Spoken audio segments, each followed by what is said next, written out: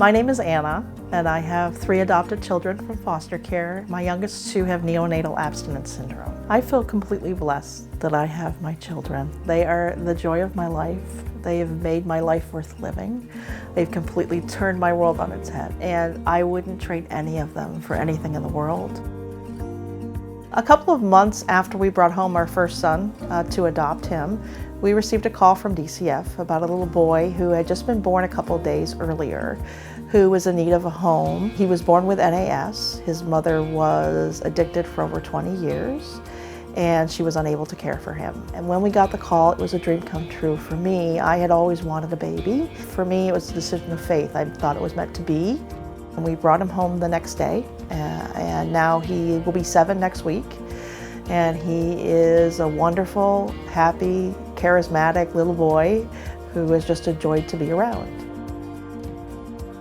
When we first met him, he was only 5 pounds. Unfortunately, because he had NAS, he was withdrawing from substances that had been in his system because of his birth mom's addictions.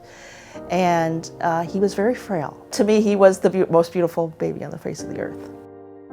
The first thing we did was we had a nurse come and help us, especially with the withdrawal symptoms, and teaching us some methods to help him through it. And one of the things the doctor had told us was just pray that he eats, because if he eats and gains strength and gains mass, it'll really help him. And that's exactly what he did. He ate and he ate and he ate. And by 3 months old, he looked like the average, chubbiest little baby that you'd ever seen. And you would have no idea that he came out of the womb in such distress. So we brought in early intervention immediately, which was recommended to us, who helped us also to deal with soothing and cooing and helping him settle down and helping him get the stuff out of his system so he could basically stabilize, and then, you know, pretty much within 3 to 4 months, he was acting like any other normal baby boy.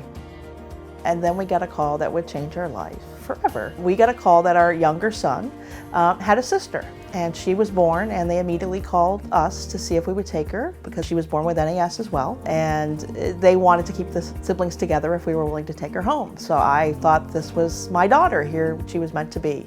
And so she came home when my youngest son was about 2.5 years old, and she is very different than than her brother, and very much the same as her brother in some respects. So when we brought her home, she was only 5 pounds. She was suffering withdrawals. I said, actually, my daughter is very healthy. She's very hyperactive. She also is very smart. She's precocious. She's part princess and part tomboy. She is now 4, and she's just a wonderful, wonderful little girl. And her brother are thick as thieves. She had early intervention starting at birth. However, because she didn't have some of the issues that my son had from the substance exposure, she actually was kind of taken out of early intervention when she was about 1.5. My son has had a lot more medical and developmental issues. So he has poor vision. Every milestone he's met in his life, he's been a bit behind. So he was slower to walk. He wasn't a big talker when he was young, so we had him in speech therapy. And my daughter has had none of that.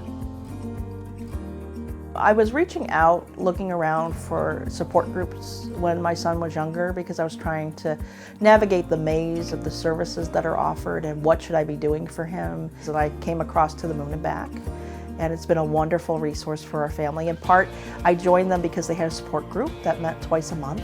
And as soon as I joined the support group, I found other parents that were struggling with some of the same issues that my children were facing. It's just wonderfully helpful to have other parents who are in the exact same circumstances that you are, both with having adopted a child, but also having adopted a child with NAS.